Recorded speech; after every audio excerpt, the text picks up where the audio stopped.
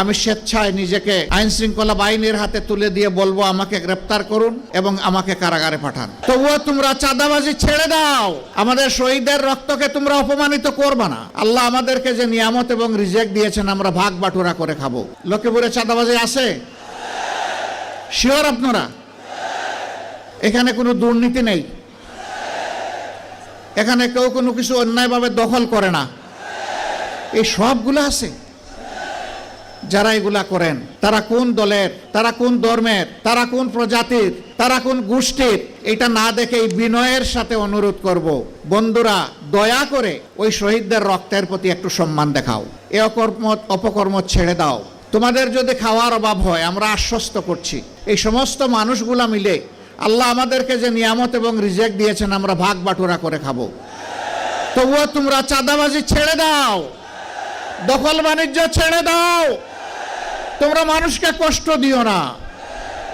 বাংলাদেশের জনগণ সাক্ষী, 2009 সালের 10 জানুয়ারি আওয়ামী লীগ ক্ষমতায় আসার পর 2024 সালের 5ই আগস্ট পর্যন্ত সবচেয়ে বেশি সংখ্যক শীর্ষ নেতাকে খুন করেছে, তার নাম হচ্ছে বাংলাদেশ জামাত ইসলামী।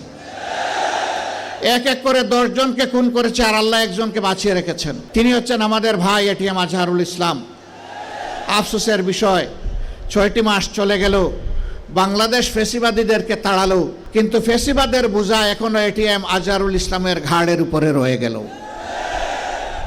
এক এক করে জাতীয় নেতৃবৃন্দ সবাই বের হয়ে আসলেন, এখনো আজহারুল ইসলাম অন্ধকার প্রকোষ্ঠে থেকে গেলেন কারাগারে। তাই আমি মনের কষ্ট নিয়ে সেদিন বলেছি যে আজহার ভাইকে ভিতরে রেখে আমি আর বাইরে থাকতে চাই না।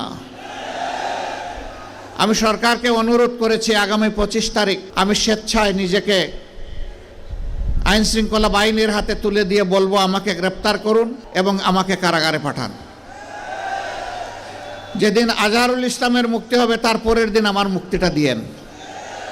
13টি বছর কারাগারের অন্ধকার প্রকোষ্ঠে দুঃখে দুঃখে জীবনের সাথে তিনি লড়াই করছেন।